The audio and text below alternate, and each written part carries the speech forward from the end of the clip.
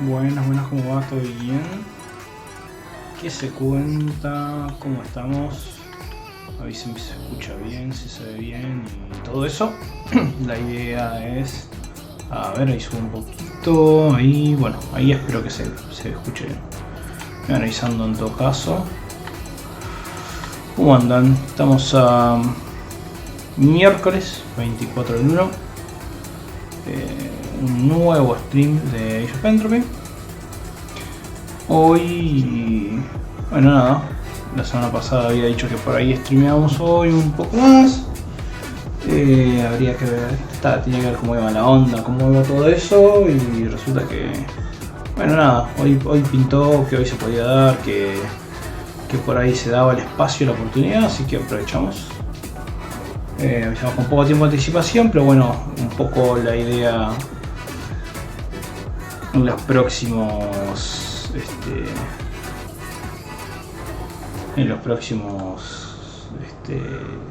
semanas, meses, hasta que me acomode bien, es tener esta dinámica que entiendo no ayuda a que la gente se conecte y eso, pero bueno, como dije, prefiero decirle a la gente que a último momento que se conecte, y que pueda se conecte, y que no, bueno, no, a decir que está el stream, y bueno, que la gente por ahí haga algunas cosas distintas a las que haría si no estuviera el stream, y después resulta que no está, que fue lo que pasó durante 3-4 sesiones seguidas, ¿no? Así que bien, bueno, el stream pasado estuvimos viendo un poco de C++, recordando algunas cosas. No me acuerdo honestamente hasta qué punto habíamos llegado. Pero básicamente lo que estábamos haciendo es agarrar algún CPP y pasando por arriba algunas cositas. Algunos detalles, algunas cosas, haciendo algunos ejercicios como para recordar un poco C++. La idea futuro sería, bueno, tomar esto de C++ y aplicarlo a game hacking, ¿no? Cuando tomemos algún juego de verdad, hacer un trainer, se llama, que es básicamente un cheat persistente, y para eso en general se usa C++, así que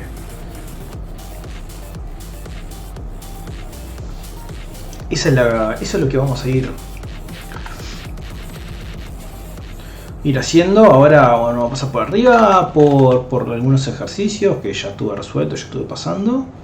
Si alguno tiene alguna duda o algo, me avisa. Le voy a tirar un par de comentarios, un par de cositas que por ahí son interesantes, que recuerdo cuando codeaba en C++. Después la idea sería... Nada, quería hacer algo de Cheat Engine, había dicho que íbamos a hacer algo de Cheat Engine, seguir con eso.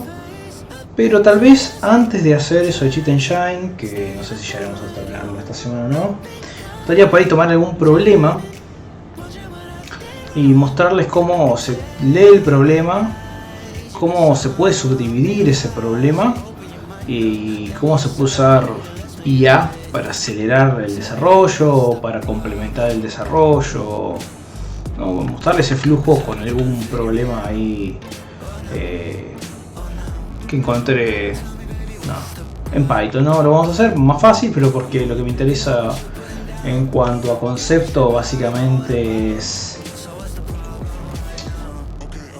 No es que...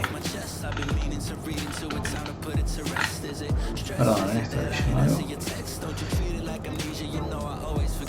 no es que la gente se enfoque y se pierda con el tema del manejo de puntero y esas cosas que por ahí son muy propias de C++. Así que es enfocarse en la resolución de un problema, que me parece que es súper importante y puede llegar a servir para hacer algunos, obviamente, scripts. La idea de acá no es que en un ratito les muestre cómo hacer como un desarrollo completo, ¿no? Pero por ahí sí, hoy toman un poco la experiencia de lo que estuve haciendo, sí se puede llegar a servir como idea, como dinámica.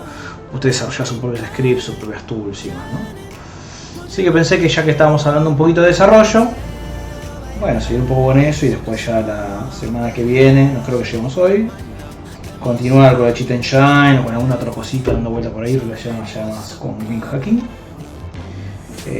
Probablemente la semana que viene no retomemos con C++ porque tengo que seguir aprendiendo un poco hasta llegar a un punto donde encuentre un juego y sepa bien cómo ese juego implementar en C++ una lib para cargarlo, ¿no? Todavía no estoy en esa instancia, me falta un cachito, así que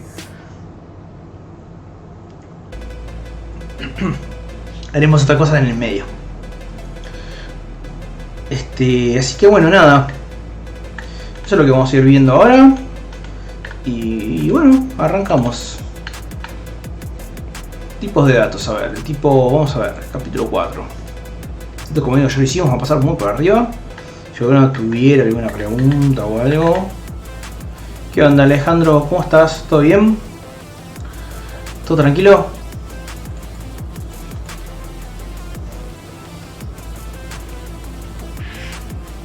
Yo estoy tomando mate, pero tiene una particularidad este mate que no estaría disfrutando. Yo hoy a la tardecita, como hacía calor, me hice tereré, bueno, que yo llamo tereré, ¿no? Que es agarrar en el termo, meter algún jugo con agua y hielo para que quede frío y después meter la yerba y tomar así frío, ¿no? Que me gusta un montón. Agarro a veces jugos medio random, tipo de cosas locas, tipo mezcla de frutilla con arándano, frutilla con manzana, todo eso con mate y para mí queda bien. Y nada. El tema es que yo estoy usando ahora es un mate bastante grande, digamos. Con otro tamaño sería bastante yerba. Entonces yo tomé un poco y con lo que tiene también, como a mí me pasa cuando está frío, que la yerba no se quema, no se gasta tanto, entonces sirve más, o sea, sirve más tiempo. Dije, che, pero tomé un cacho de mate y la yerba estaba, mucha yerba está seca en este mate, y dije, bueno, agarro, le pongo agua, caliente esta vez porque es de noche, porque es de noche, como si de noche se puede tomar un poco frío, pero bueno, y lo tomo. Y bueno, resulta que queda como concentrado el gusto, el resabio del gusto, en este caso de jugo de naranja, como muy fuerte. Yo pensé que se le iba a ir rápido a la yerba porque quedó impregnada con eso. Así que estoy tomando mate, un gusto horrible, bien rancio. Así que nada, es un garrón. Lo que te puede pasar cuando tomas mate es que el mate sea feo. Pero bueno, todo sea por ahorrar en yerba, que está cara ahí. ¿Qué tal el fin de Ale? ¿Qué anduviste haciendo? ¿Algo ocupado? ¿Algo interesante? ¿Algo entretenido? ¿Algo técnico? Sí, un nuevo sabor, pero no de los agradables sería en este caso. O sea, no me gastaría en patentarlo, ponele.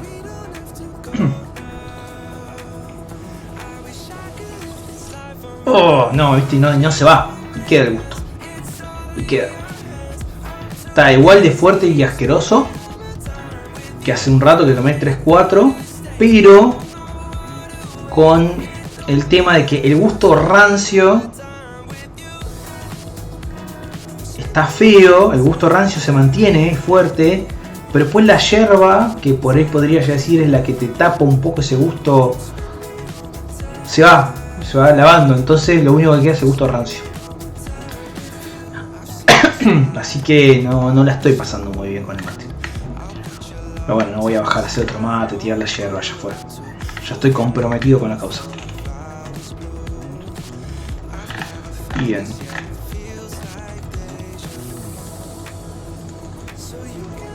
Bueno, entonces acá tenemos el cuestionados del capítulo 4, son básicos. Entrar, hay que meter un double. Un double es un punto flotante, me sale, ¿no? Pero de longitud doble, es decir, que es más grande que el float. El float es el de para decimales. Se mete una operación y dependiendo de la operación se ejecuta la operación como si fuese una calculadora, ¿no? Básica.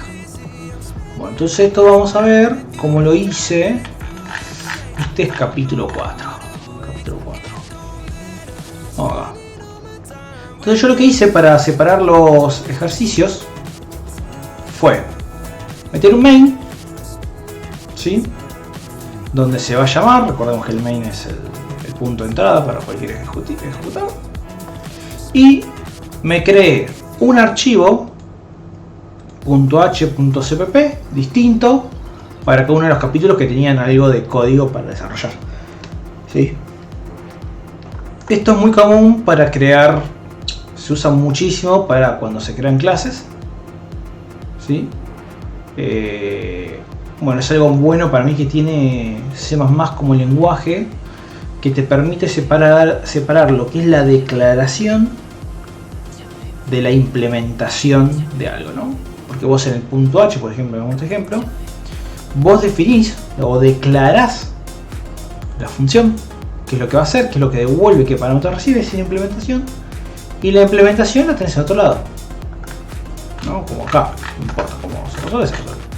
Entonces, lo importante de esto, lo interesante de esto, es que uno realmente puede abstraerse mucho y decir, che, yo no sé cómo está implementado esto. Normalmente uno acá tendría que poner cierta documentación de qué hace, qué recibe la función, ¿no? Pero supongamos que lo hacemos y lo escribimos. Entonces, con esto solo, yo tendría que poder, ¿no? Ya entender lo que hace esta función y usarla sin la necesidad de ver el código. En muchos otros lenguajes, por cómo funcionan, mira, por esto, está pegada la implementación a la definición, la declaración. Entonces ahí a veces pasa que la gente, digo que esté mal que la vea, pero es muy importante para lo que es sobre todo desarrollado en todo lo que es el paradigma orientado a objetos, el concepto de abstracción, ¿no? Que sería desconocer,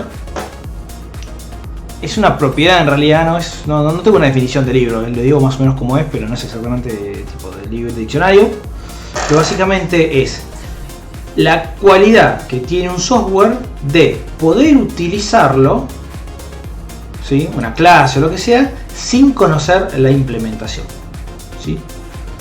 Y es algo que uno utiliza en la vida un montón, ¿no? Por ejemplo, digo así, yo no sé nada de mecánica de autos, no sé cómo funciona un motor, no sé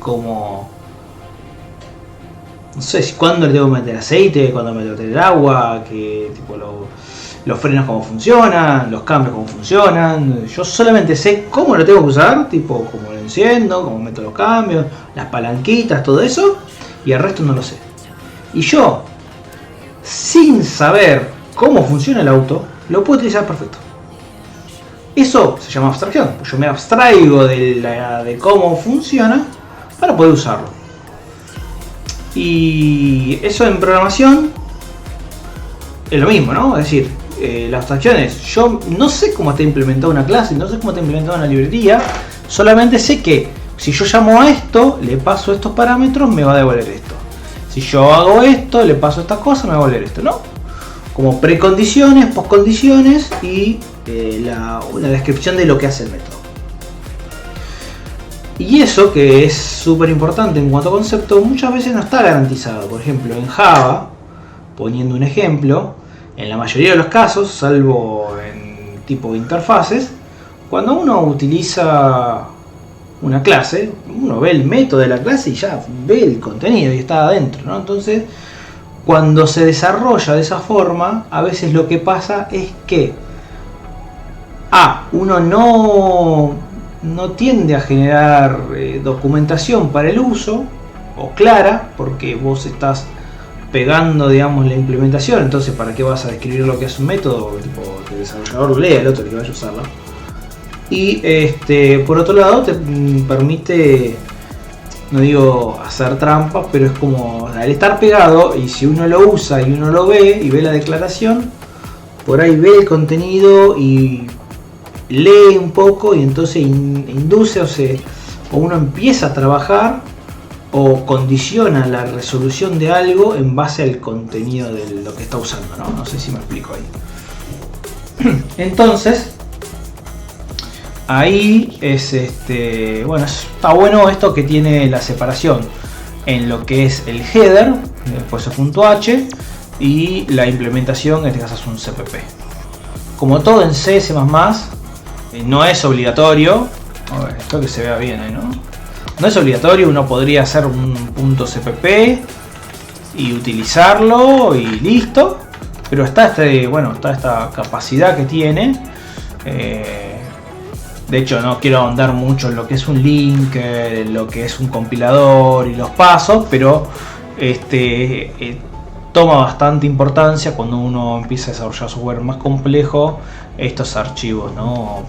.h para el tema del compilado y después para el linkeo y etcétera, etcétera.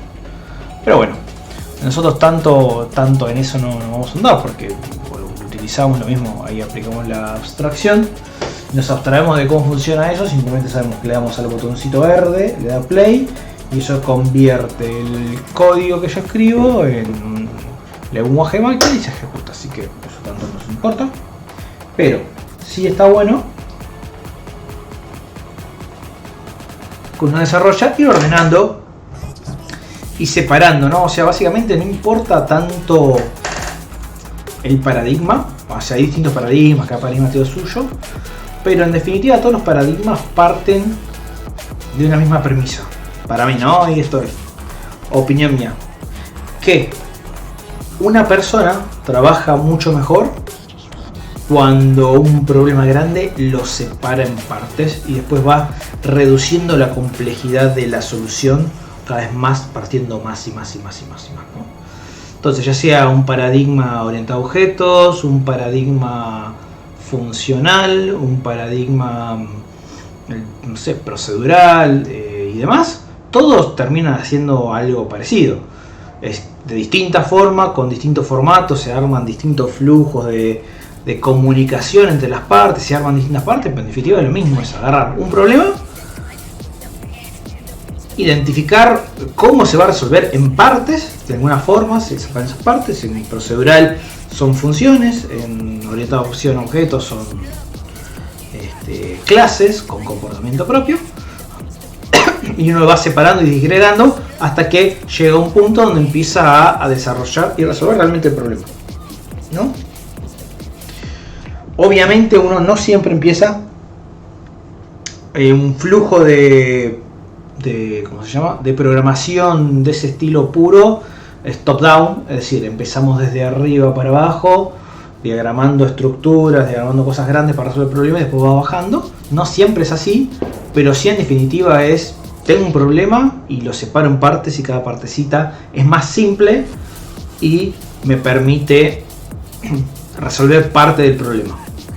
Y después lo que hago con cada una de las partes las voy ensamblando para que después todo funcione y me termine resolviendo. En este caso, digamos, pongámosle, voy a mostrar un ejemplo. La pregunta 2, pero bánquenme un toquecito que estoy con la fresca de, puse el aire, pero me está matando hasta morir. Ahí vengo,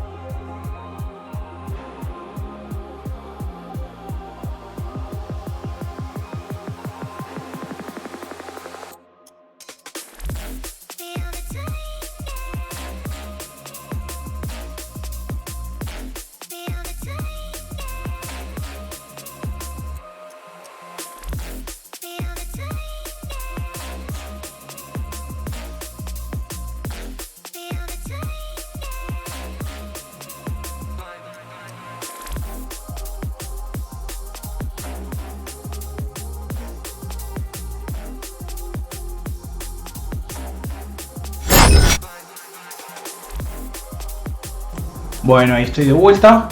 No me estaba muriendo frío. Bueno, entonces, como vemos, acá tenemos el problema 2 en el capítulo 4. Y acá que hacemos, que tenemos, es bueno, lo que decía que les había explicado, ¿no? Que tenemos, hay que meter dos valores y después meter una operación y se ejecuta la operación como si fuese una calculadora, la calco. Bien, es el problema 2, acá lo voy separando. Capítulo 4, la pregunta 2. Y acá implemento la pregunta 2. Entonces, bueno, la pregunta 2, ¿qué va a tener? Fíjense, veamos acá, racionalicemos un poco. Tengo que tener dos cosas, o sea, tres cosas, ¿no? Cuatro cosas, ¿no? La primera, tengo que obtener un número. La segunda, tengo que obtener un segundo número. La tercera, tengo que obtener una operación. Y la cuarta, en base a los números y la operación, ejecuto esto, ¿no? Son como 4 pasos, al menos, del problema. Y yo desarrollé básicamente eso, ¿no? Agarré y hice, bueno, obtengo el primer número, obtengo el segundo número, obtengo la operación. Allá main function estaban llamando function, pero básicamente lo que hago es ejecuto la operación, ¿no? Entonces, yo en este caso, digamos, separé el problema, es, che, ¿cómo hago para resolver esto? Y bueno, separo en partecitas. Cada una de esas partes es esta de acá, ¿no? Que estaba descrito en el problema. Ahora, obviamente, al separar en partes, eso implica, ¿no? Que uno tiene que utilizar ciertas estructuras que le permiten el lenguaje. Que igual creo que todos los lenguajes en general permiten. En este caso, meter ciertos bloques de código todos juntos que tienen una semántica particular, ¿no? En este caso es una función.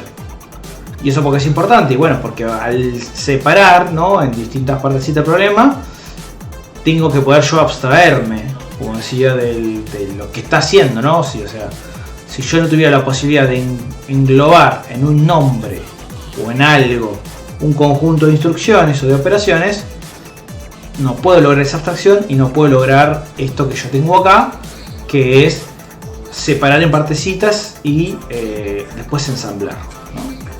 En C++ son funciones.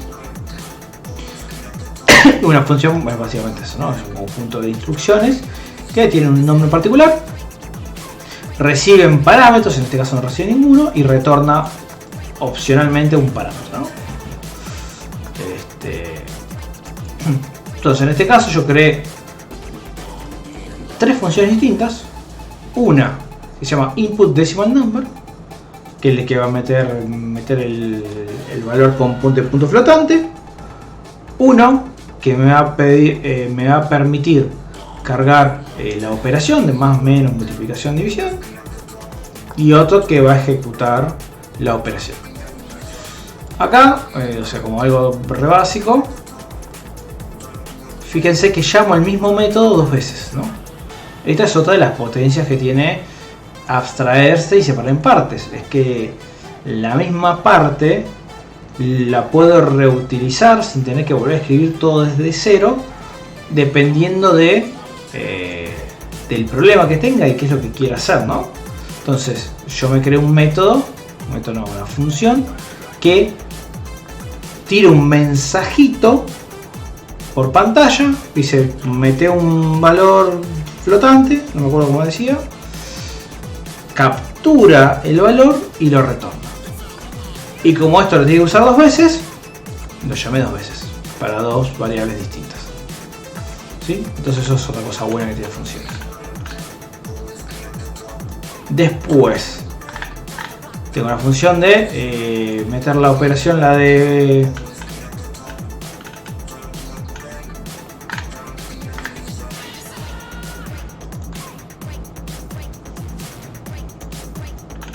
tengo la operación de obtener el valorcito, como el operatorio, el más, el menos, la multiplicación, división, y main function. Hasta ahí es todo bastante fácil. Main function lo que hace distinto es, tengo un una instrucción de tipo switch, que lo que me permite es decir, si es más, si la operación que se recibe es más, hago esto. Si es menos, hago esto. Fíjense que lo único que cambia entre una y otra es la operación, que si es más, sumo, si es menos, resto, si es la barrita es la división, divido, si está este dígito, multiplico. Y cuando entra alguno de esos, pongo esta variable de booleana, es válida en true. Entonces, si llego acá, esto if is valid es lo mismo que if is valid igual true, ¿no? No, es una aclaración. Si es válido, imprimo el resultado como me pide el programa. Y si no es válido, o sea, si no es alguno de estos, no hago nada en este caso.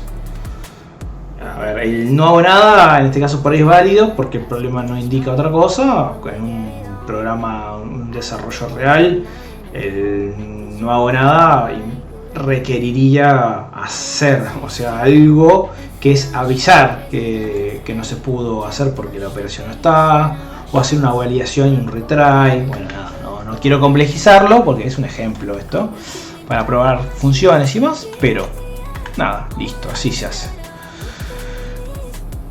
Entonces, acá vemos como de esta forma se puede tomar un problema, en este caso no era muy difícil, y realmente se podía hacer todo de una, pero básicamente tomar un problema, separarlo en partes, reducirlo a partes más simples, resolver cada una de esas partecitas, olvidándonos un poco de todo, y cuando ensamblamos todo, ocurre la magia que es funciona.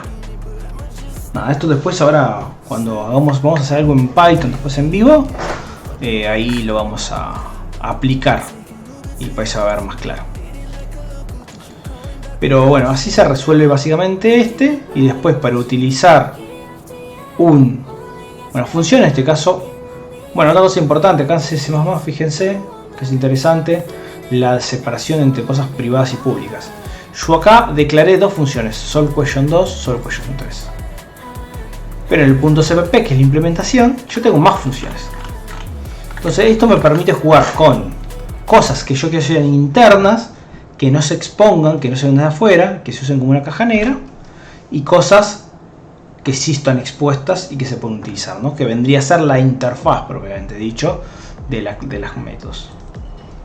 Y esto tiene un atributo también interesante, y ya esto estamos metiendo mucho en desarrollo, pero bueno, por ahí les sirve a ustedes si están en hacking o en application security o lo que sea, como para entender un poco más la mente del desarrollador, o cómo debería ser al menos.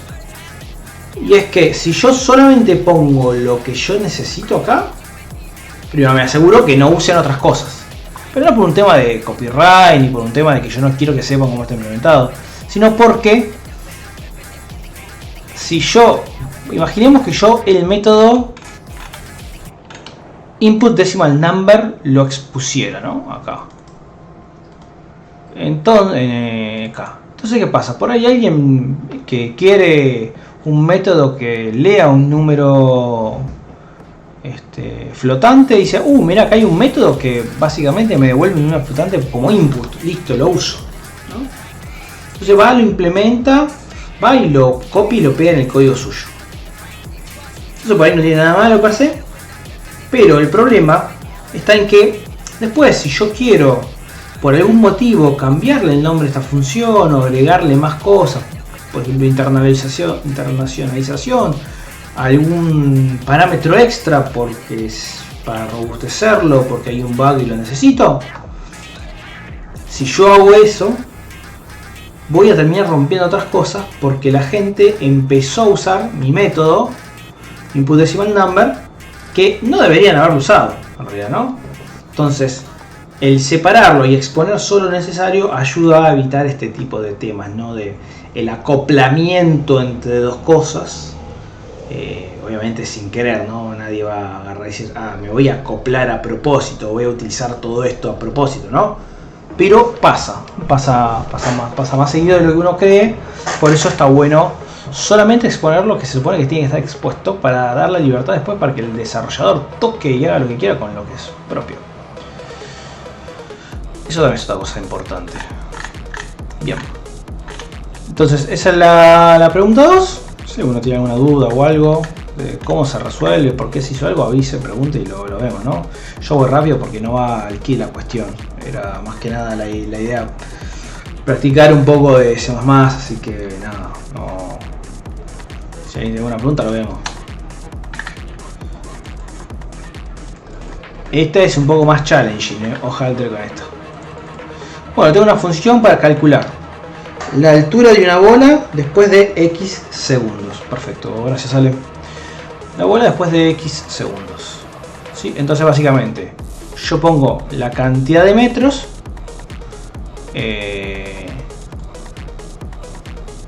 desde el cual tiro un objeto y esto me va calculando a los 0 segundos, 1, 2, 3, 4, 5.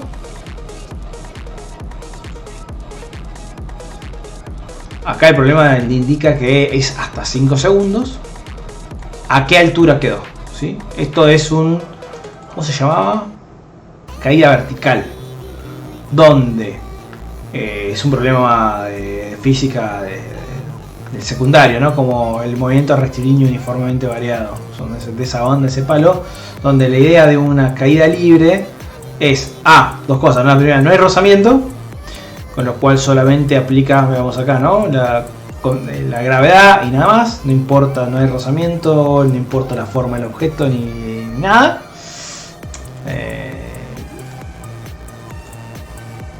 Y entonces se aplica la gravedad, la constante de gravedad, que va a ser la aceleración, por la cantidad de segundos, ¿sí? Al cuadrado, dividido 2.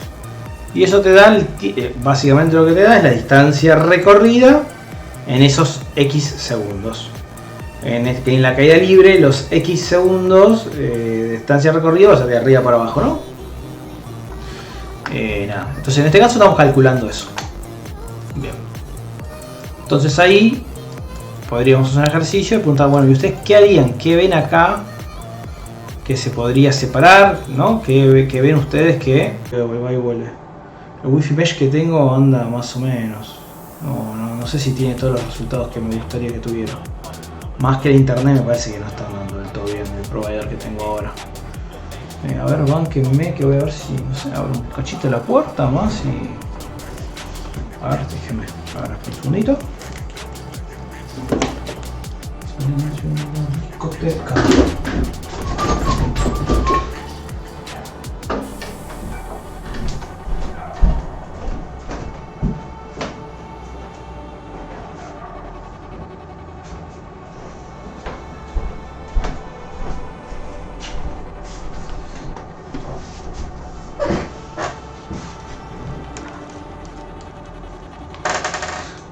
Bueno, no, me parece que siguen bajándose los... Sí, la puerta abierta es clave. Abrí la puerta ahí y no funcionó. Así que... está bien, ¿no? No, che, me parece que no están dando. Hoy no están dando. Pero lo raro es que... No sé si me anda tan mal internet. Porque cargo acá y anda, pero... me dice que dropea frames. Claro, el Wi-Fi no está entrando poco Wi-Fi, ¿viste? Ese es el problema, la puerta. Ahí la abrí y se fue. Bueno, no sé, ¿se entiende lo que digo? Al menos. Porque me dice que tengo drop rate. Ok, que está mal, pero bueno, si se entiende es una cosa. Ahora, si no se entiende lo que digo, es otro tema. Sí, no me... Vas a tener que entrar, imagínate, la puerta está cerrada, estás entrando en un lugar que no conoces.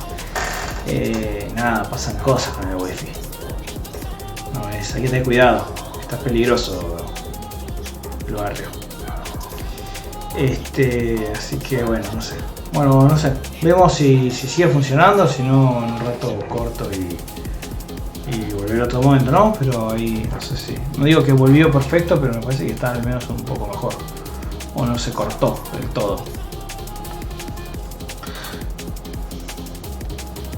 Así que bueno, nada, ahí le metemos.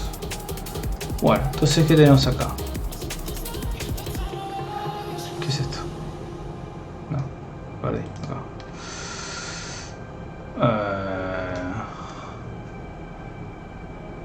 Bueno, no, vemos con fe. Y si no...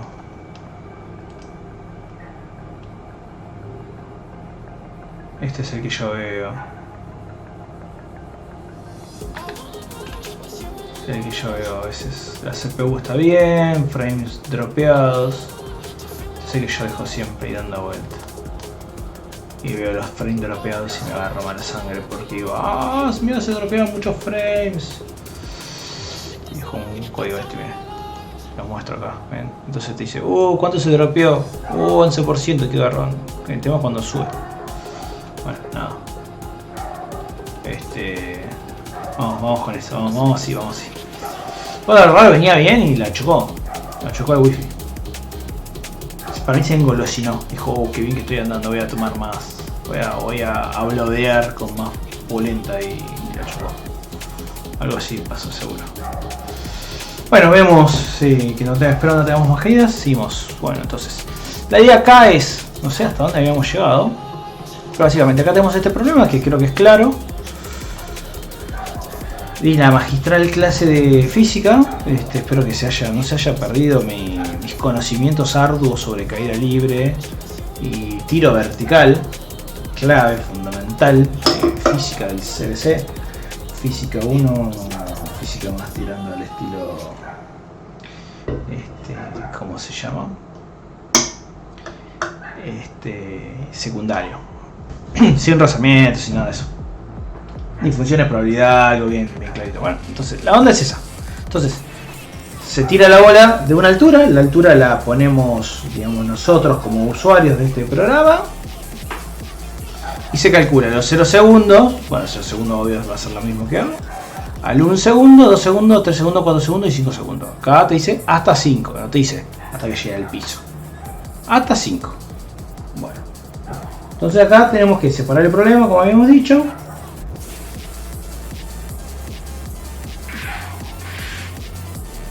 Igual de horrible que hace 40 minutos te maté. Igual de horrible hace minutos. Aunque no lo creamos. Bueno, entonces esa es la idea. Bueno, veamos. Craneamos. O sea, el que está viendo en vivo, bueno, no en vivo, el que está viendo offline, y si en algún momento digamos, pasa del primer video que se cortó y vuelve el segundo y aún sigue viendo, está bueno que lo pause, intente pensar cómo resolver el problema, porque la posta está ahí, ¿no? En resolver uno a mano, cranear cómo se puede hacer. Acá no vamos a esperar 10 minutos que alguien diga, si me ocurrió esto, porque primero hay poca gente en el stream y segundo, 11 de la noche, on the fly. Así que lo vamos a resolver así nomás. Ahí al tiro. Bueno, entonces el segundo, básicamente, ¿cómo lo hicimos? Bueno, lo primero que hice es definir, bueno, ¿qué primero voy a necesitar? Como primero paso es conocer la altura a la cual está el objeto, ¿no? Y pues me hice un método input tower height. Después tengo algo que es medio una trampita, por así decirlo, no está en función, que es un for, ¿no? ¿Por qué? Porque yo tengo que, me decía el problema, de 0 a 5 y calcular la altura. Entonces el for va de 0 a 5. Eso no es una función, no tiene sentido hacer una función para una estructura. Es estructura, no es estructura. Para un flujo de control, ¿no? Para una herramienta de control que ya conocemos, que fija, ¿no? Tipo, ahí no tiene sentido. Está bueno hacer funciones, pero no sobredimensionemos las funciones, ni que eso también está mal, ¿no? Todo el extremo es malo. Entonces el for, esto que va de 0 a 5, y para cada uno de esos tengo un método que me calcula la altura después de tantos segundos. Y acá sí realmente vamos a hacer una función que recibe parámetros que hasta ahora no teníamos. Una vez, lo primero que necesitamos que es, en este caso yo hice un método que en vez de tomar la altura actual y sumarle un poco y después tomar la altura y sumarle un poco y la altura y sumarle un poco, que eso se podría hacer digamos, a nivel matemático, porque la función, esta función de velocidad puede toma, bueno, no sería caída libre, porque caída libre tomas desde el cero, ¿no? Pero se puede hacer, digamos, básicamente. Porque es con una aceleración, un MRV sería la aceleración constante, pero tenés una velocidad inicial. Para tomar, digo, bueno, en un segundo yo estoy a tal velocidad, ¿no? Y después, ¿cuánto recorrí? El siguiente segundo. Y después el siguiente y así. Bueno, no sé si se entiende, no quiero explicar este MRV. Lo que quería explicar es que siempre en programación, cuando uno intenta hacer cálculos, y esto sirve para, sobre todo, muy importante cuando yo quisiera desarrollar algo más tirando a un entorno científico, donde los números que se utilizan son muy chicos. Bueno, primero no usaríamos tal vez un float, un double, ¿no? Pero pongámosle que sí. Uno lo que intenta hacer es tratar de hacer la menor cantidad posible de operaciones, sobre todo con puntos flotantes, ¿no? con decimales. Y eso es porque hay una precisión máxima que tiene el float para representar decimales. Entonces, si uno hace muchas operaciones, la probabilidad de que esa operación sea una división que no termine en un valor entero es alta, y eso puede llevar a acarreo de ciertas deltas entre el resultado real matemático y el resultado que uno puede representar en 4 bytes y 8 bytes, ¿no? Entonces ahí lo que pasa es que cuanto más operaciones de punto flotante se hagan, más errores vamos a ir arrastrando, ¿no? Más creo que se llama error residual o algo así, no me acuerdo bien cómo se llama, ¿no? Entonces, ¿cómo se soluciona eso? Haciendo la menor cantidad de operaciones posibles. Esto plasmado en nuestro problema, uno podría estar tentado de decir, bueno, te lo resuelvo de otra forma, ¿no? Pongámosle así.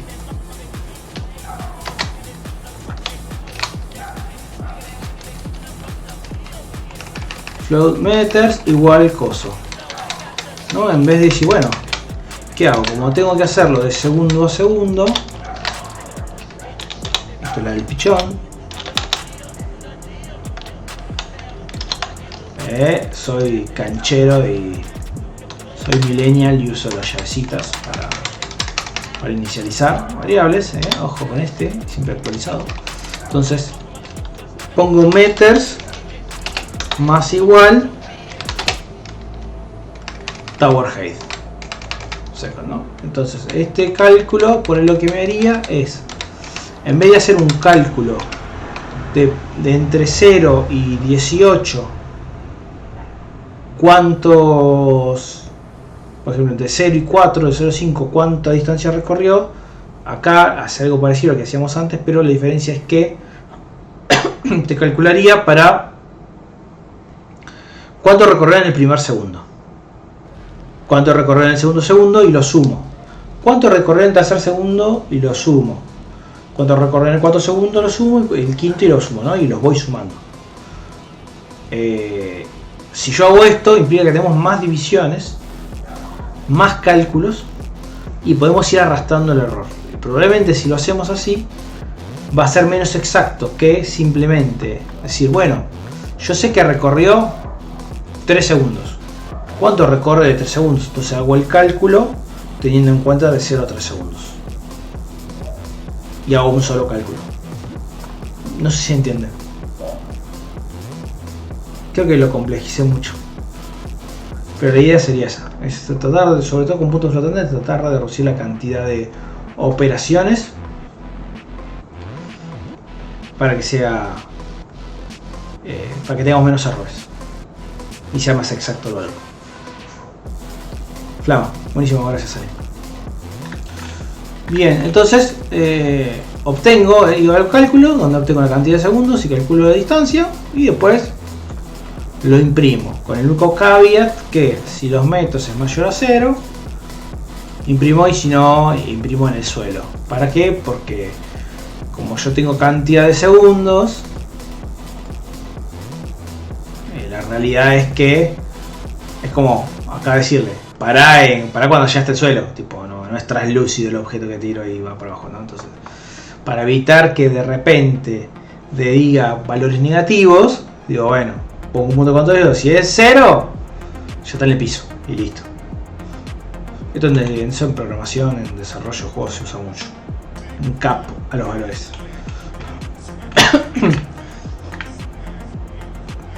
Y bueno, las funciones son simples, ¿no? El obtener la torre se calcula. ¿Por qué 0.0f es flotante? Porque se le pone el f. Si es 0.0f es float. Eso es algo re de C++. Si le pone 0.0 solo es un double, este tipo de dato. Es más, lo podemos probar esto. Creo que era así. No recuerdo si el F era opcional o no. A ver. Esto es prueba fácil, mira.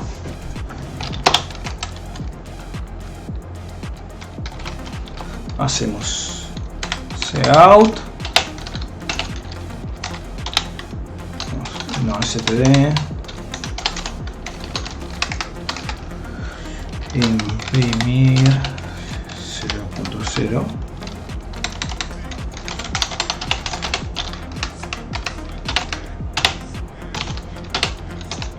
Era size of.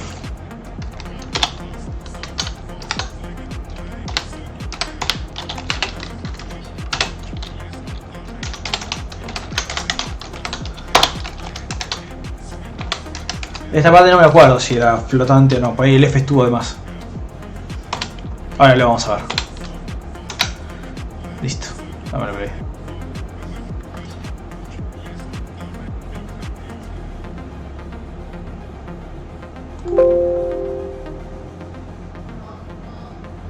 Ah, bueno, no, porque dejé esto.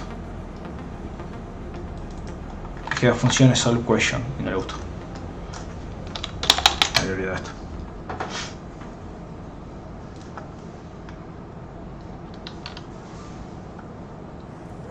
Ah, bien, ¿ves? Ahí está, es lo que decía. Fíjate, el length es que la cantidad de bytes que tiene la variable, de caso 0.0 porque está hardcodeada, es 8. Y 0.0f es 4. Eso significa que 0.0 sin el f lo toma C++ como un double. Double es el float con mayor precisión más grande. Después hay un montón de mambos. Eso está en Learn CPP. Ay, no, ¿por qué eso está? Hay todo un capítulo que habla sobre.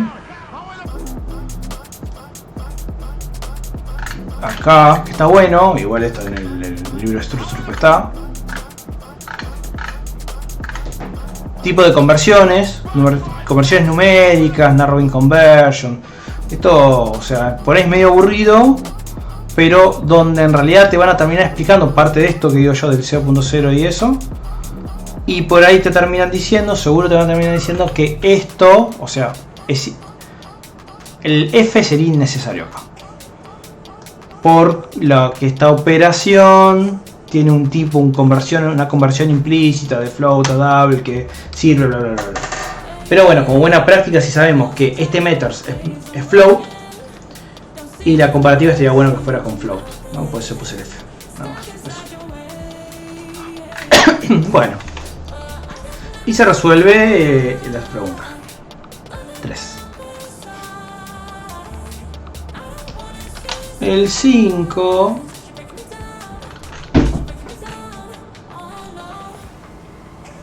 No sé si tiene algo más interesante. Condiciones, string.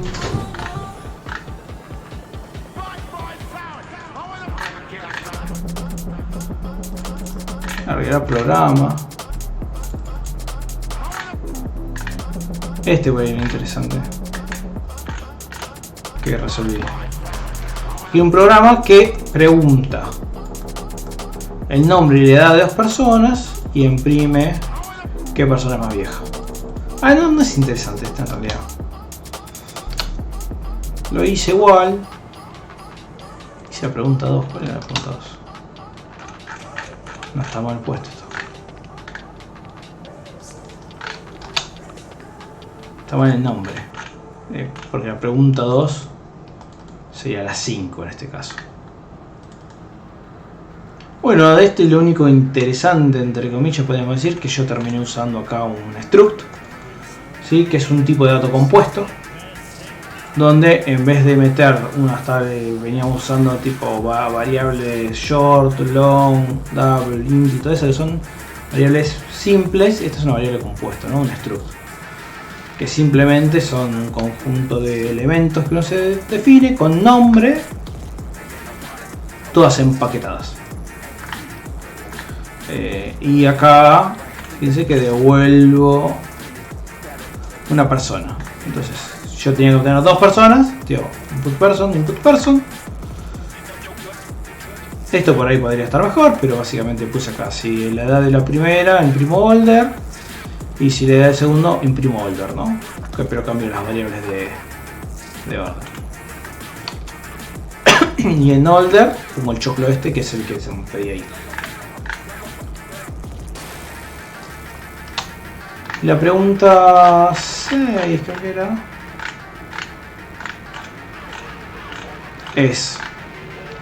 Voy a completar el programa este, que básicamente lo que decía es: se tenía que meter cantidad de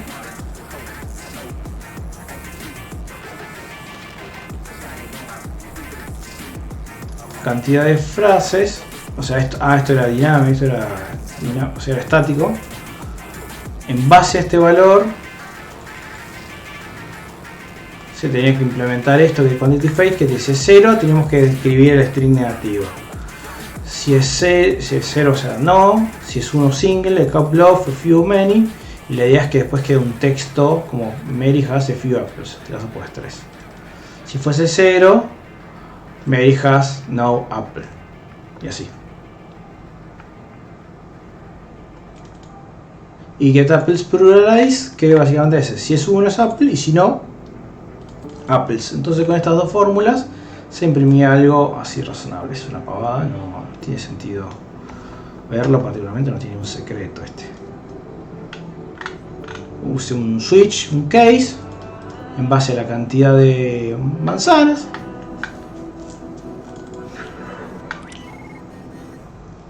Lo único distinto acá sería el default, que es si no aplica en ninguno de estos casos, ahí es un default. Y lo que vas a tener en cuenta en el switch es que yo en este caso no puse algo que se llama break, porque acá pongo un return. Pero hay que tener en cuenta el switch, que es un error que a veces tiene, es que si tiene case 0, no significa que entra acá y deja de ejecutar. No, entra acá, ejecuta. Después sí entra acá. Y si entra acá en esta condición, ejecuta. Y así, ¿no? Justo en un entero porque no tiene tanto sentido, pero en otra cosa sí. Entonces lo importante es, en general, para la mayoría de los casos, justo en este no, porque tengo un return. Cuando se termina el caso, se pone un break. Y el break lo que hace es romper el switch y no sigue evaluando el resto de las cosas. Si no, le va a evaluar todo y es un error. Y esto no tiene mucho sentido. No tiene mucho sentido. Bien, y yo de acá después salteé porque los otros eran como ejercicios más de comprensión de cómo es el tema de la conversión, cómo es el tema de los parámetros, bla bla bla bla, todo ese mambo. Y ahí entonces lo que terminé haciendo después, capítulo 8 fue. Capítulo 8. Ay no, acá, capítulo 8. el quiz.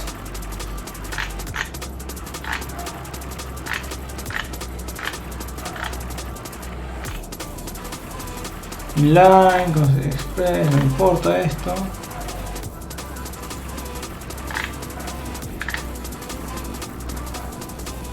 Assert para encima de testing. Implementar un juego de high-low. Lo primero que tiene que hacer es que el programa tome un valor random aleatorio entre 1 y 100 y al usuario se le da 7 intentos. ¿Sí? Si el usuario no adivina, pierde. Y si el usuario adivina, bueno, antes de otro intento gana, ¿no? Entonces 7 intentos, bueno, la alta explicación estoy dando. El crack de los juegos. Lo que te permitía acá es reintentar seguir jugando, ¿no? Entonces básicamente acá tenemos una corrida de ejemplo. Si es, por ejemplo, acá escribió 64 y vos tenés que responder your guess is too high o too low, ¿no? Si es too high, implica que el número que tiraste es grande, entonces en teoría tiene que ser un número más chico que 64, ¿no? Y acá le tiro 32 y 72 es muy chico. Entonces uno va acotando o acortando la respuesta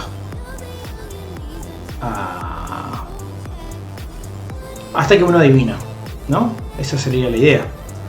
Y acá fíjate, ganaste, capo. Y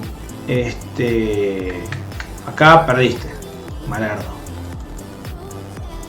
Y si querés jugar, fíjense acá como un detallito, si ponía Q o cualquier cosa que no era Y o N, volvía a preguntar si ese terminaba y si es sí, volvía a calcular. Ese es el problema. Entonces acá es donde paran el video, los que lo están viendo en diferido, piensan cómo lo resuelven y después le dan play de vuelta y ven la solución. Acá yo quiero comentar algo que en realidad este juego, o sea, si uno utiliza un algoritmo como el de búsqueda binario,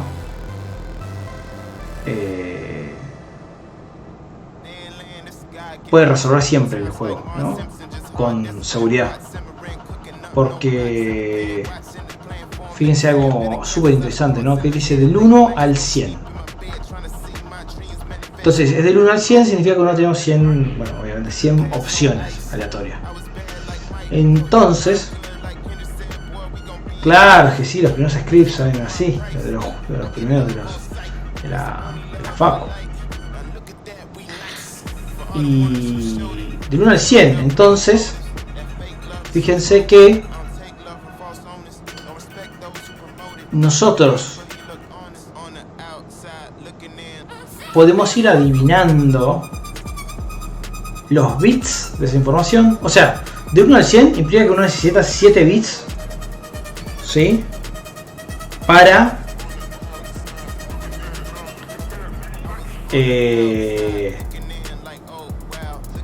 se lo voy a explicar con un Draw.io, porque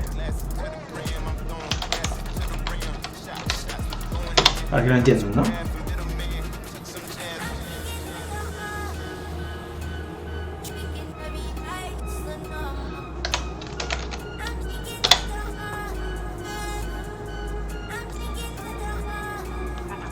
El programador, papá. Qué buen diagrama. Pues es divertido.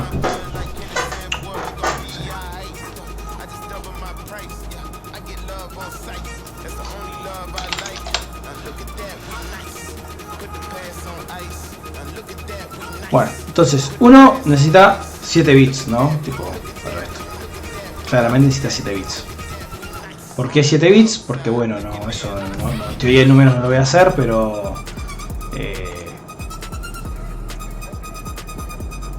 o sea, 2 elevado a la 7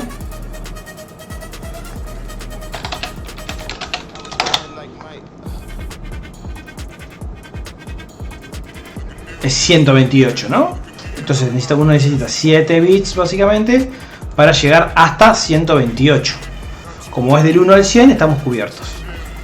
Entonces, básicamente, imaginemos que nosotros tenemos 1,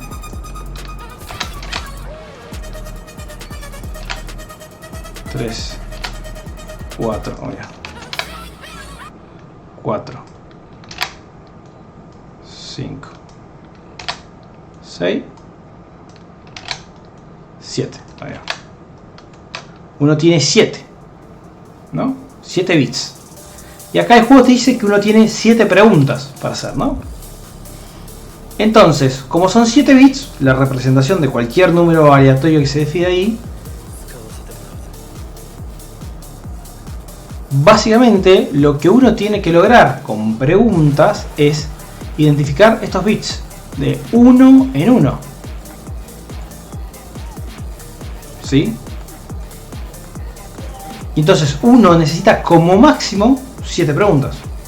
¿Por qué? Porque si uno juega para ir descartando estos valores de esa forma,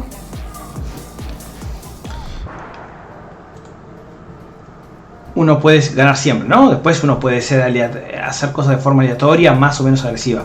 Pero es como el algoritmo de búsqueda binaria, ¿no? O el árbol binario, no me acuerdo cómo era, donde uno siempre tiene como 2 decisiones, ¿no? Entonces, veamos cómo jugamos a esto y ganamos siempre. Básicamente si era lo siguiente. Imagínate que el número no importa, el número es 31.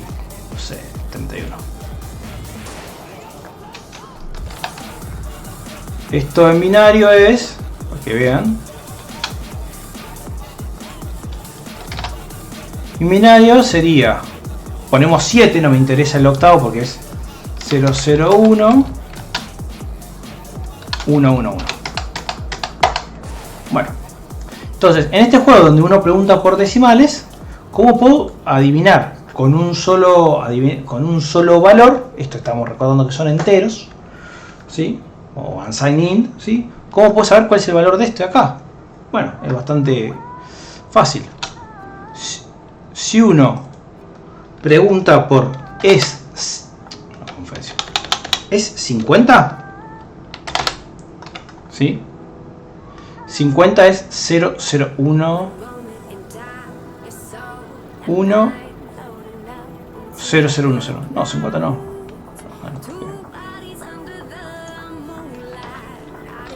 Aunque me cayó. Ah, bueno, sí. 60. No, 51.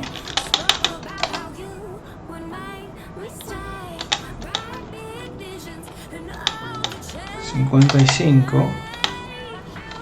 6. El binario, pará, vamos al revés. 0 1 0 0 0 0 64. Entonces empecemos acá. Ahí está, estaba medio desordenado yo. Pero pongámoslo así. Entonces uno puede preguntar primero. El primer número para saber si esto es 1 o no. Ah, claro, porque 128 que tarado. Acá. Si esto es 1 o 0, básicamente pregunta. Dice, che, ¿es 64? Y si te dice que es menor, significa que esto es 0. Podemos poner en este caso 31 es 0. ¿Por qué? Porque cualquier número menor a 64 va a tener este bit en 0 y no en 1, ¿no? Y si dice que es mayor, si dice que es igual, bueno, ganamos, pero si dice que es mayor, significa que es 1. Entonces, en este caso dijo es menor. Entonces ya sé que este bit es 0. Entonces, ¿qué pregunto?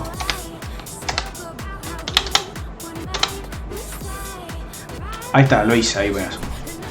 Este valor ¿es 32? Si dice que el valor es mayor a 32, ya sabemos que es menor a 64. ¿Es mayor a 32? ¿Sí o no? Si dice que sí, esto es 1. Si dice que no, esto es 0. Eso es 0. Y sí o sí, entonces después ¿qué pregunto? En este caso es 0, ¿no? 32, porque si en este caso es menor, ¿es 16? 16 significa que este valor es 1 o 0. Si es 1, o sea, si es mayor, significa que este es 1. Si es menor, es 0. En este caso, como es 31 el valor, es 1. Entonces esto está entre 16 y 32. Entonces después lo que pregunto es... ¿Cómo hago esto? 1, 1, 0, 0, 0. Ahí. ¿Este valor es mayor a 24? ¿Sí o no? Si es mayor a 24 significa que esto es 1, si no, no. Listo, es 1. Y así seguimos con todas, ¿no? Hasta que llegamos a 31.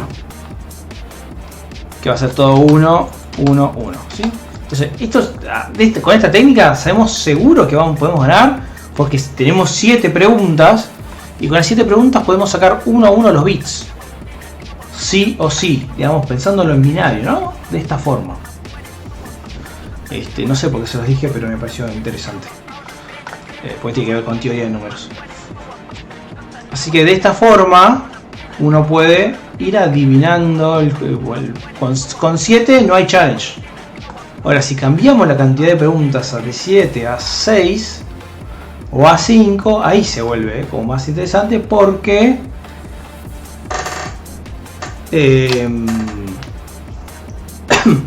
porque ahí sí está, puedo perder. Si no, si somos inteligentes y pensamos así, nunca vamos a perder. Con lo cual, si quieren jugarle a alguien y apostarle algo a alguien, jueguenle a este juego de esta forma y eventualmente van a ganar o a lo sumo empatar, ¿no? Si se turnan. Bueno, había un juego que tenía algo de eso, no así, que era el quién es quién. No sé si ustedes lo jugaron alguna vez, que era uno que tenía cartitas con distintas caras de personas y vos decías, la persona que vos tenés, ¿tiene sombrero? ¿Tiene coso? ¿Es hombre? ¿Mujer? Bla, bla, bla. Y vamos sacando cosas. Entonces a medida que vas jugando, empezás a optimizar en preguntas que te descartan más cosas, ¿no? O menos cosas. Entonces yo me acuerdo jugaba. Bueno, es lo mismo, es la misma idea, ¿no? Donde vos decís, bueno, va la estrategia cada uno. Uno puede tener una estrategia, por ejemplo, yo me acuerdo que en el juego que yo tenía había, no sé si eran 32 y había 8 mujeres, ponle 10 mujeres y 20 varones, para hacerlo más fácil, 30. Entonces, si uno empezaba preguntando, ¿es hombre o mujer? O en realidad era un si ¿es hombre? Es como una pregunta muy agresiva. En el sentido de, no por asumir el género de la otra persona, ni por preguntar los pronombres, sino porque si era mujer, un golazo, porque descartabas 20 y te quedan 10. Ahora, si era hombre, descartabas solo 10. Entonces te conviene siempre, para, si no querés arriesgarte ni agresivo en cuanto a la apuesta que hacías, siempre tratar de hacer preguntas que descarten la mitad, más o menos, que es esta misma idea, ¿no?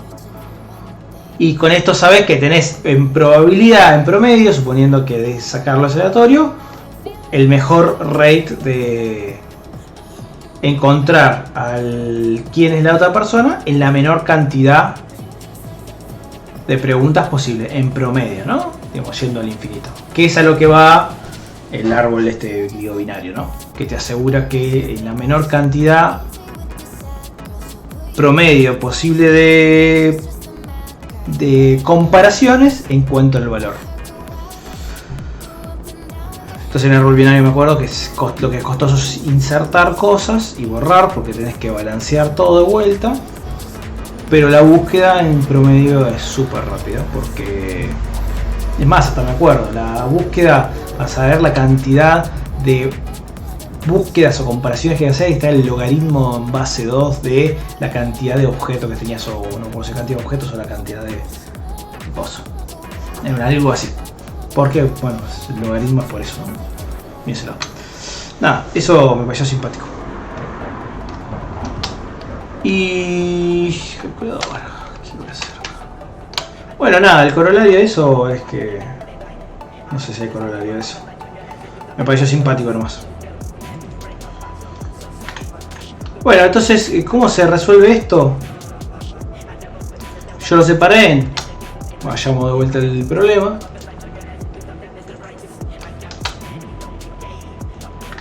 Game loop, ¿no? Y esto es importante, un loop de juego. ¿Por qué un loop? Porque acá esto se puede... tiene reintento de juegos, n reintento de juegos. Esto en teoría de juegos, de desarrollo, es un game loop, ¿no? Tipo loopea. Entonces, mientras se quiere jugar, pues while. ¿Qué hago primero? Juego una vez, acá claramente siempre se juega una vez. No existe la posibilidad de preguntarle si quiere jugar o no quiere jugar antes. O sea, si lo corres, juegas una vez. Y después le pregunto si quiere jugar de vuelta. Y si quiere jugar de vuelta, se juega de vuelta. Y si no, y así, ¿no? Y cada vez que se juega, se pregunta. Eso es lo básico, ¿no? Después fui el Wanna Play Game. Es bastante simple. ¿Por qué? ¿Qué hace? ¿Querés jugar? ¿Sí o no?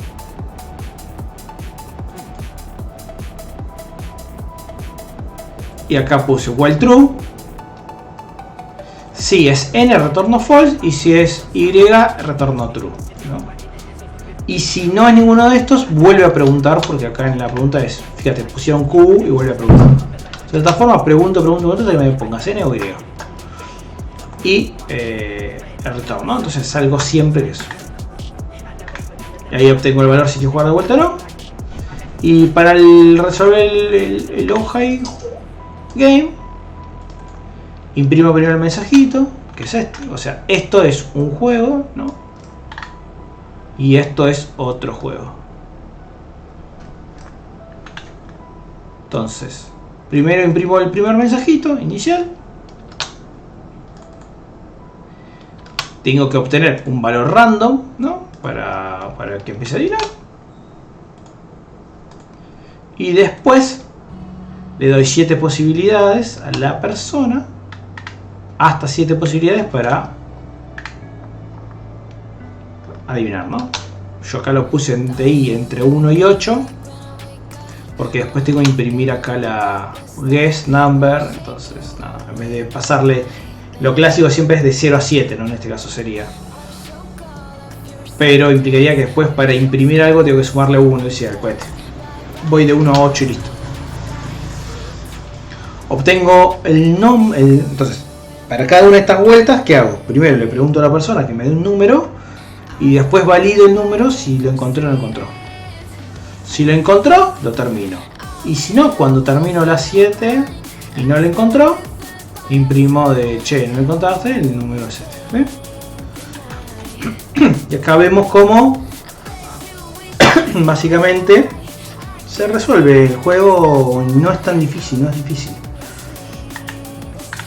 Simplemente ordenando bien los pasos que uno tiene. No sé qué opinan ustedes, si les parece fácil o difícil, pero si uno ordena bien los pasos, y sobre todo cuando empieza a desarrollar y hace cosas básicas como script, digo, no programas, porque cuando hace programas grandes no ya tiene que empezar muchas más cosas, no es tan fácil. Pero para scripts, para cosas más chicas, empezar, digo, bueno, ¿cuál es el problema? ¿Cómo lo resuelvo? En estos pasos, así. Entonces no me preocupo de realmente ver, ¿y esto cómo es? Cuando pienso en, bueno, necesito esto y esto. ¿Cómo se implementa el...? O sea, necesito, como acá, resolver un juego y después preguntarle a la persona si quiere jugar de vuelta o no. El resolver el juego no necesita input de usuario, porque es autoembebido y no me importa los datos. Si yo quiero saber si quiere jugar o no quiere jugar, si me va a devolver true si quiere jugar y false si no quiere jugar. Y como me revuelve esto, lo utilizo. Y después me preocupo, decir, che, ¿cómo hago para preguntarle a la persona si quiere volver a jugar? Y bueno, ya tengo un problema mucho más chico, que no es resolver el low high. Es, ¿cómo le pregunto a la persona un true, un yes o no? Y si respeto realmente mi idea original de que tiene que devolver un true o un false, y entiendo la idea, esto lo puedo construir. Y cuando construya todas las partecitas, ¿sí? Y en este caso, pongamos, bajamos un nivel a Solve Low High Game. y hacerlo todo un tirón era como un montón, porque había muchas cosas para hacer. Entonces digo, bueno, si lo separamos de vuelta, ¿qué tiene que hacer? Y bueno, primero imprimir el mensaje original, después obtener el valor aleatorio, ¿no? Porque tiene que tener un valor aleatorio para jugar. Después, el juego en sí, que esto tranquilamente podría haber sido una función aparte, pero bueno, para 3-4 instrucciones hacer una función también es un montón. Y el resultado final, que esto podría ser también una función aparte. Eso se puede hacer, pero bueno, yo siempre insisto, ¿no? Que separo en funciones cuando la complejidad de lo que voy a resolver, a veces no sé cuántas instrucciones voy a necesitar. Cuando uno tiene más experimentado sí sabe, pero al principio no pasa nada. Construye en un choclo largo y después va separando cuando ve que es más largo, ¿no? Pero si no, se puede hacer. Yo lo que pasa es que hacer una función, ponele, solamente para imprimir una cosita, no tiene sentido. Una función al menos tendría que tener para mí como regla general, a ojo, al menos 3-4 cosas, ¿no? Porque si no, corremos el riesgo de lo que decía de complejizar demasiado algo y sobre una sobreabstracción donde cada instrucción tiene un método, una función, y eso no tiene sentido. Ahí se arruina completamente y se lleva al ridículo el tema de separar en partes, ¿no? Hay que saber hasta cuándo cortar. Sí, lo mismo pasa en cocina. Si uno tiene que cortar para una ensalada, está bien que a mí me gusta el tomate chiquito, pero si lo corto muy chiquito, no lo voy a poder pinchar, no lo voy a poder agarrar. No, esto es lo mismo. Si uno corta muy chiquitito la cosa y no lo va a poder pinchar, entonces no. Hay que saber cuán grande va a ser el cubo del tomate, ¿no? En este caso.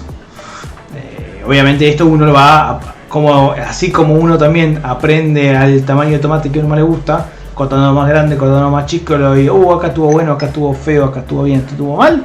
Acá lo mismo, cuán largo tienes el método. Y hay reglas de ingeniería, obviamente, que te dicen las buenas prácticas cuáles son, pero después uno cuando implementa sabe hasta qué punto cortar el tomate, digamos. Viene para ese lado. Bien, entonces listo el juego y quedó flama. Ya anduvo. Bien, eso por ese lado. Entonces lo que me quedaría, pero ya son casi las 12 y no sé si va a llegar, es lo siguiente. Pero pues le podemos hablar un poquito y después lo vemos por ahí si les interesa el stream que viene. ¿Cuál es la idea? ¿Cómo hago yo? ¿Cómo se hace en realidad? Bueno, ¿cómo se hace? ¿Cómo hago yo? Les voy a mostrar, ¿no? ¿Cómo vas a hacer todo el mundo? Claro, desde luego. Entonces, sí, uno cuando aprende a desarrollar y limpia el código, facilita el código, claro. Yo creo que al principio, cuando uno empieza a desarrollar, hay un montón de cosas que tanto no está bueno que les importe, porque puede ser un montón de cosas, que esté bien factorizado, que esté bien separado. Al principio no sé, como todo, cuando uno empieza a manejar. Al principio uno no piensa y cuánto embrague estás usando, si el cambio lo metiste o no lo metiste en coso, a la velocidad que doblás, y si lo dejas en pendiente y andás frenando y tipo, uno al principio cuando empieza a manejar, hago primera, acelero, freno, hago primera, después segunda, y así, ¿no? Uno va incorporando y a medida que uno va manejando, empieza a ser más fluido y a pensar en cosas más complejas de acá meto embrague, acá saco, dejo un punto muerto y después cuando tengo que acelerar veo a qué velocidad estoy o veo en qué cambio lo meto para así gasto menos freno y no gasto embrague y cosas así, ¿no? Y otras cosas, como muchas más que seguro hay, ¿no? Acá es lo mismo. Al principio es importante cuando empieza a desarrollar es empezar a codear, que por más que sea rústico no importa, por más que sea feo.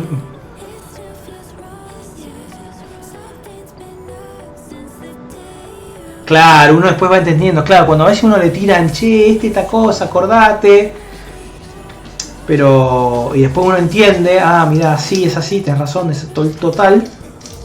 Pero bueno, la realidad es que, hay, como pasa con muchas de esas cosas, la única forma de aprender es codeando, haciendo, digamos, y uno cuando hace entiende después por qué Pero yo creo que es importante también que uno experimente y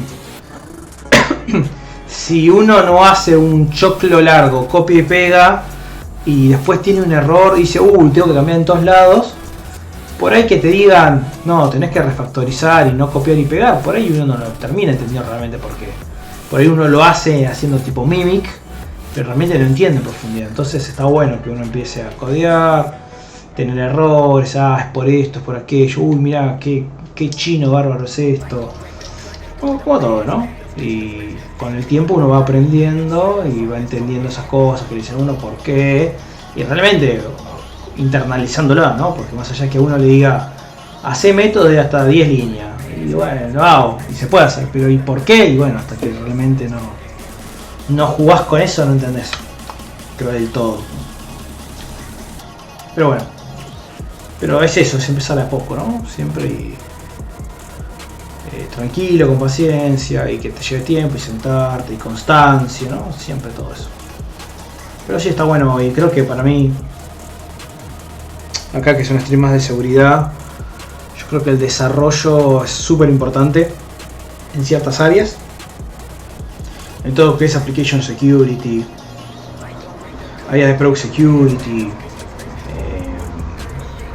áreas de red teaming también, ¿no? ¿Por qué no? Si uno es un consultor y tiene un assessment y no sabe codear, probablemente le sea más fácil leer código y entender la lógica y poder encontrar bugs más interesantes, ¿no?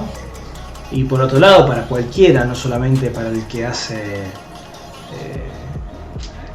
cosas de Application Security o Code Review, hoy en día la automatización, ya sea en bounties, ya sea en el trabajo diario, es súper importante para maximizar el tiempo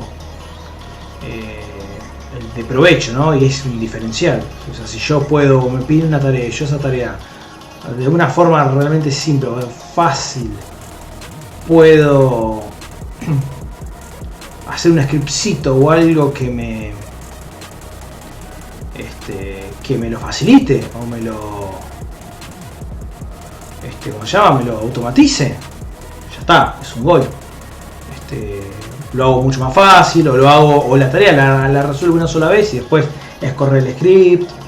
Entonces yo creo que es súper importante codear hoy en día, cada vez más de hecho. Es más, hasta en algunos puntos, no sé si codear, pero es una forma de desarrollo. Software como el Excel y demás, que tienen funciones, que tienen cosas, es una especie de desarrollo, un tanto distinto, pero es una especie de desarrollo. Es más, muchas veces llega un momento donde la aposta, porque el Excel se vuelve complejo, es usar macros, usar... Así que si el desarrollo es un buen skill, creo que está bueno aprenderlo. Así que bueno, nada, la idea, ¿cuál sería para el próximo stream? Porque ahora ya es medio tarde. No voy a empezar a hacerlo ahora. Y aparte por ahí hay poca gente, tal vez el stream que viene, si me animo a decir, che, lo hacemos tal día y lo cumplo, por ahí hay más gente y está más lindo. Es agarrar un problema cualquiera, sobre todo está pensado más para la gente que por ahí no sabe desarrollar, no desarrolla tanto. Si bueno, agarro un problema cualquiera, bueno, agarro un problema, voy a ver, hay un problema ahí más o menos interesante y hacer en vivo, codearlo, pero ¿cómo? No codearlo, por ahí sí hacer algunas cositas, pero codearlo utilizando por ejemplo ChatGPT. Que ChatGPT complete algunas cosas, así les enseño cómo hago yo para cuando me piden hacer algo, un scriptcito o algo, cómo combino el conocimiento que tengo de desarrollo con el prompting de ChatGPT, cómo copio y pego, qué cosas me fijo y por ahí, porque realmente es también, ¿no? Eso, el desarrollo es una super herramienta y hoy en día no utilizar, más que ChatGPT hasta ahora al menos es gratuito, con lo cual la versión gratuita, ¿no? Con lo cual no utilizarlo es una tontería. La realidad es que acelera mucho el tiempo de desarrollo, acelera mucho. Pero bueno, hay que saber usarlo, saber cómo usarlo, cómo decirle las cosas. Así que la idea del stream sería por ahí un poco ese. Agarrar un problema y decir, bueno, a ver, acá lo tengo, cero, no tengo nada de código. ¿Cómo lo voy resolviendo con Object Control? Ahí hasta dónde llegamos, por ahí no llego a resolver nada, ¿no? Un problema que sea más o menos interesante de resolver, que no sea súper complejo, onda, che, desarrollame el Minecraft, tipo, bueno, no, para, bajamos un cambio, pero un problema un poquito más complejo que venimos viendo acá. Sí lo voy a hacer en Python, porque si lo hago en C++, o sea, va a haber puntero, va a ser new, deletes, clases y todo eso, que por ahí complejizan la idea que me interesa plasmar, que es cómo tomar la metodología de desarrollar, de agarrar, separar en partecitas y codear, ¿no? Así que bueno, nada, eso lo dejo igual para el próximo stream.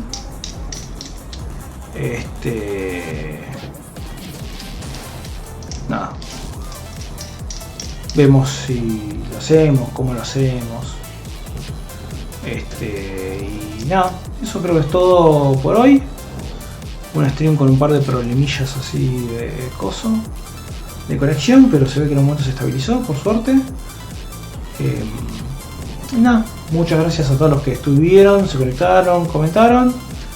Y nada, nos estaremos viendo con suerte la semana que viene por acá por el mismo canal. No el mismo horario seguro, probablemente no el mismo horario, no el miércoles, pero bueno, estén atentos a Discord, a la cuenta de Twitter que tenemos, que ahí avisaré un par de horas antes seguro, pero entre el miércoles y jueves va a ser, ¿no? Onda ahí, no, difícilmente sea lunes, martes o viernes.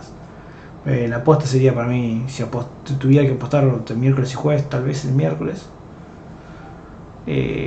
Así que nada, bueno, espero que les haya gustado. Dale gracias a vos, Ale, que te sumaste y comentaste. Y bueno, nos vemos en el próximo stream, que tengan una excelente noche. Nos vemos, chao chao.